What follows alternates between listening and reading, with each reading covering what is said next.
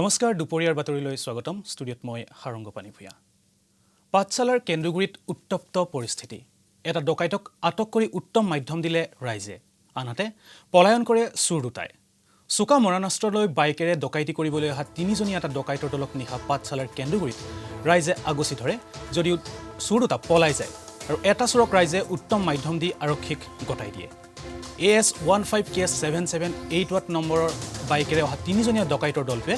কেন্দ্ৰগুৰিৰ এজন ক্ষুদ্ৰ ব্যৱসায়ীয়ে নিশা ঘৰলৈ উভতাৰ বাটত আগচি ধৰি চোকা অস্ত্ৰ দেখুৱাই টকা পইচা লুটি নিয়ে পিছত ব্যৱসায়ীজনে বিষয়টো মোবাইল ফোন যোগে কেন্দ্ৰগুৰিত জনোৱাৰ পাছত ৰাইজে ডকাইতৰ দলটোক আগচি ধৰে ধৃত ডকাইতটো বৰ্মাৰ গোবাৰ দলৰ ধ্ৰুৱ ডেকা বুলি জানিব পৰা গৈছে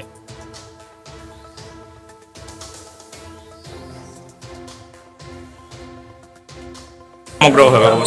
ঘটনাটো মানে কি কালি মানে আমাৰ কেন্দুগুৰি চকাত মোৰ এটা দোকান আছে ফলৰ দোকান সেই ফল মূলৰ দোকান আমি দুজন বন্ধুৱে মোৰ বন্ধুজনে আগতে মই গাড়ী চলাওঁ গাড়ী লকডাউনৰ বন্ধৰ কাৰণে আমি এই দুজন বন্ধু লগ লাগি ফলৰ দোকান এখন দিছোঁ কেন্দুগুৰি চকাত ইয়াৰ পিছত কালি ৰাতি মোটামুটি 10:15 ভিতৰত মই টাইমটো মই চোৱা নাই মই তাৰমানে ঘৰত যে কাপোৰ তাৰমানে খুলিছোঁ খুলি মানে মই তাৰমানে গা ধুম এনেকুৱা অৱস্থাত মতে মোৰ বন্ধুজনৰ পৰা ফোন আহিল বোলে এটা নিজৰ মতে এই আগত যে কিশোৰক যি ডকাইত কৰিছিল কিশোৰ মাষ্টৰক সেই ডকাইত কৰাৰ ল'ৰা তিনিটাই পালচাৰ এখনত আহিছে আহি মোৰ পইচা মোৰ সেই জাখনি আছিল গোটেই মাহ লৈ গৈছে লৈ যাই পেলাই তাৰপিছত মই কিমান টকা আছে কিমান মানে আমাৰ সিহঁত আছে খাতাত লিখা আছে আপোনালোকে চাবা হ'ব মোটামুটি 30,000 মান চিৰাং জিলাৰ বিজনী পানবাৰীত অঘটন ৰাণীঘাট হাকুৱা নৈত গা ধুবলৈ আহি দুজন ছাত্ৰ সন্ধানহীন ইতিমধ্যে এজন ছাত্ৰৰ মৃতদেহ উদ্ধাৰ কৰা হৈছে সোমবাৰে বিজনীৰ পানবাৰীত 10জনীয়া ছাত্ৰৰ এটা দল বনভোজ খাবলৈ আহিছিল ছাত্ৰৰ দলটোৱে ওচৰতে থকা ৰাণীঘাট হাকুৱা নৈত গা ধুই থাকোতে দুজন ছাত্ৰ নৈত সন্ধানহীন হয় ছাত্ৰ দুজন হ'ল বিজনী বড়োবাজাৰৰ সুকুমাৰ বসুমতাৰীৰ পুত্ৰ সঞ্জয় বসুমতাৰী আৰু বিজনী পানবাৰীৰ নোৱাপাৰাৰ কেৰল বসুমতাৰীৰ পুত্ৰ ধৃতৰাজ বসুমতাৰী পিছত অভিযান চলাই ধৃতৰাজ বসুমতাৰীৰ মৃতদেহ উদ্ধাৰ কৰিবলৈ সক্ষম হয় SDRF বাহিনীয়ে সঞ্জয় বসুমতাৰীৰ মৃতদেহ এতিয়ালৈকে উদ্ধাৰ কৰিবলৈ সক্ষম হোৱা নাই এতিয়াও সঞ্জয় বসুমতাৰীৰ মৃতদেহৰ সন্ধানত অভিযান চলাই আছে বিজনী পানবাৰীৰ আৰক্ষী তথা SDRFৰ দলে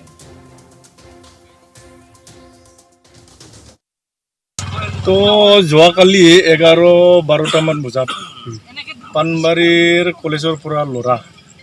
আৰু বড়োবাজাৰৰ কেইজনমান বন্ধুৰ লগত সিহঁতে এনে ফুৰিবলৈ আহিছিল ফুৰিব আহোঁতে সিহঁতে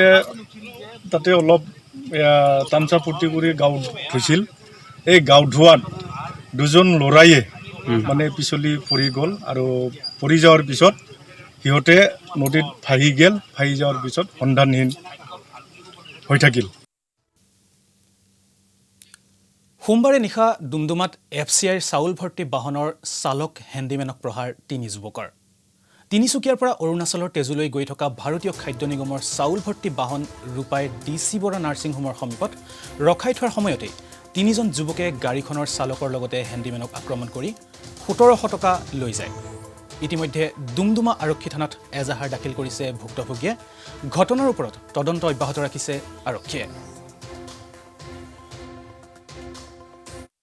ফেনবেল ছিঙিছিলে DC বৰা ৰাস্তাত তিনিচুকীয়াৰ পৰা তেজুমাল লৈ গৈছিলোঁ আমি পাৰ্কিঙৰ নিজৰ গোদাম আছে তাত গৈ আছিলোঁ ফেনবেলটো ছিঙি গৈ গাড়ী আগবঢ়া নাই ল'ৰাকেইটা মদ খাই কিনি আহিলে ভাস্কৰ বুলি এটা আছিলে তাৰ লগত দুটা আৰু আছিলে এইকেইটা আমাক ডিঙি চিপি কিনি এইটো চক এইটো ইয়াত পূৰা নখ বহাইছে ডিঙি চিপি কিনি থৈছিলে আৰু মানে 1 মিনিটমান থ'লে মই মৰি গৈছিলোঁ এনেকুৱা কৰি দিলে পৰৱৰ্তী খবৰ উপ স্বাস্থ্য কেন্দ্ৰ নিৰ্মাণৰ নামত দুৰ্নীতিৰ অভিযোগ হাইলাকান্দিত কি দুৰ্নীতি নহয় এইখন হাইলাকান্দিত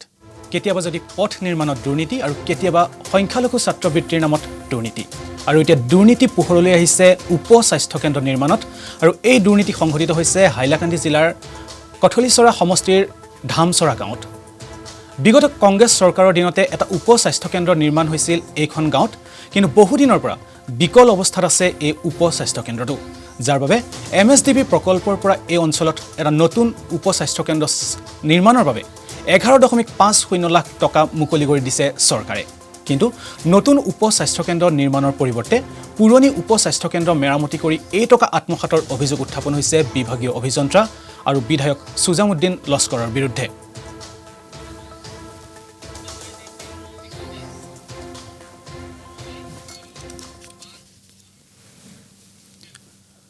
জুৰিয়াত অঘটন, বিদ্যুৎস্পৃষ্ট হৈ মৃত্যু হৈছে এগৰাকী যুৱতীৰ। নগাঁও জিলাৰ জুৰিয়াৰ কেন্দুগুৰিত মঙলবাৰে সংঘটিত হয় এক শোকাবহ দুৰ্ঘটনাৰ। জয়নব বিবি নামৰ এগৰাকী যুৱতীয়ে প্ৰাতঃভ্ৰমণ কৰি থকাৰ সময়ত ৰাজপথত পৰি থকা এডাল বিদ্যুৎ পৰিবাহী তাঁৰত লগাৰ ফলত থিতাতে নিহত হয়। বিদ্যুৎ বিভাগৰ গাফিলতিৰ বাবে এইদৰে ৰাজপথত আওপুৰণি 440 ভল্টৰ বিদ্যুৎ পৰিবাহী তাঁৰ পৰি থকাৰ বাবে যুৱতীগৰাকীৰ মৃত্যুক সাৱটি ল'বলগীয়া হয় বুলি স্থানীয় ৰাইজে অভিযোগ উত্থাপিত কৰিছে। যুৱতীগৰাকীৰ মৃত্যুক কেন্দ্ৰ কৰি স্থানীয় ৰাইজে বিদ্যুৎ বিভাগৰ ওপৰত ক্ষোভ উজাৰি পথ অৱৰোধ কৰে।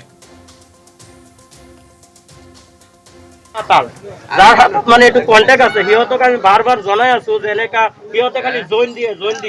সিহঁতে কি কৰে খালি জইন দিয়ে সিহঁতে গুৰুত্বই নিদিয়ে সিহঁতে মানে এইটো অৱহেলা কৰি আছে অৱহেলাৰ কাৰণে আমাৰ মানে এইটো আজি ছোৱালীটো মৃত্যু হ'ল। পৰৱৰ্তী খবৰ, নাজিৰাৰ শিমলুগুৰিত চুৰিকাঘাটৰ ঘটনা। সুৰাৰ বাবে সংঘটিত হৈছে এই ঘটনা। সংকটজনক অৱস্থাত চিকিৎসালয়ত ভৰ্তি কৰা হৈছে এজন ব্যক্তিক। ইক্ৰাম আলী নামৰ এজন ব্যক্তিয়ে উপৰ্যুপৰি চুৰিৰে প্ৰহাৰ কৰে মানস নামৰ এজন ব্যক্তিক। সোমবাৰৰ নিশা 8 বজাত শিমলুগুৰি নগৰৰ মাজমজিয়াত সংঘটিত হয় এই ঘটনা। ইক্ৰাম আলী নামৰ ব্যক্তিজনে মানস নামৰ ব্যক্তিজনক চুৰিৰে প্ৰহাৰ কৰি মুমূৰ্ষু অৱস্থাত পেলাই থৈ যায় শিমলুগুৰিৰ নাট্য মন্দিৰৰ সমীপত। ইতিমধ্যে শিমলুগুৰিৰ আৰক্ষীয়ে ইক্ৰাম আলীক আটক কৰি সোধপোছ অব্যাহত ৰাখিছে। ঘটনাস্থলীত শিমলুগুৰি আৰক্ষী উপস্থিত হৈ মানসক চিকিৎসাৰ বাবে নাজিৰা চিকিৎসালয়লৈ প্ৰেৰণ কৰে যদিও নিশাই চিকিৎসকে জয়সাগৰ অসামৰিক চিকিৎসালয়লৈ প্ৰেৰণ কৰে। সুৰাৰ বাবে এই ঘটনা সংঘটিত হৈছে বুলি অভিযোগ স্থানীয় ৰাইজৰ। চুৰিকাঘাটৰ বলি হোৱা মানসৰ মাতৃয়ে ৰেলেৰে মাগি ফুৰে ভিক্ষা। ঘটনাটোৰ বিষয়লৈ বিশেষ মইতো একোৱেই নাজানো। পৰাপক্ষত মই ছোৱালীজনীক ভিতৰত শুৱাই আছিলোঁ। তাৰপিছতে মোৰ ঘৰত কাম কৰিবলৈ আহিছিলে মানস নামৰ ল'ৰাজন। তেওঁ ৰাতিপুৱা 8:30 বজাত আৰু তেওঁৰ লগতে বিহাৰী মানুহ এজন আহিছিলে, কাম কৰিলে, ছুটি কৰিলে। ছুটি কৰাত মই তেওঁলোকক পইচা দি পিনে বিদায় দিলোঁ। বিদায় দিয়াৰ পাছত ষ্টেচনৰ সিটো পাৰলৈ মানে এই বাউণ্ডেৰী ৱালখনৰ ছাইডলৈ মদৰ ঘাটি আছে। তেওঁলোকে সেই মদ খাই লৈ পিনে তাতে তৰ্কাতৰ্কি কৰিলে বোলে আৰু ইক্ৰাম আলী নামৰ ল'ৰা এজনে তেওঁক চোকা অস্ত্ৰৰে মানে আঘাত কৰিলে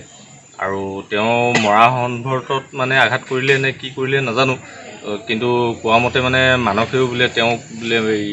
ইক্ৰাম আলীক মানে বহুত বেয়া বেৰিকৈ মানে গালি গালাজ কৰিছিলে। ওদালগুৰিত পুনৰ উদ্ধাৰ হৈছে বৃহৎ পৰিমাণৰ অস্ত্ৰ শস্ত্ৰ। ওদালগুৰিৰ নেপালপাৰাত আৰক্ষীয়ে চলোৱা পুৱতি নিশাৰ অভিযানত উদ্ধাৰ কৰে AK-56 বন্দুক এটা, 9mm এটা পিষ্টল, কল্ট .38 এটা পিষ্টল, অট'মেটিক পিষ্টল 2টা, মেগজিনৰ 9টা গুলী, 121 জাই গুলী, ডিটেনেটৰ 4টা, কেপ 5টা, ৱাকিটকি 2টা আৰু চাৰ্জাৰ 1টা। আৰু এই অস্ত্ৰ সম্ভাৰ উদ্ধাৰ হৈছে ওদালগুৰিত। ওদালগুৰি নেপালপাৰাত উদ্ধাৰ হৈছে এই অস্ত্ৰসমূহ।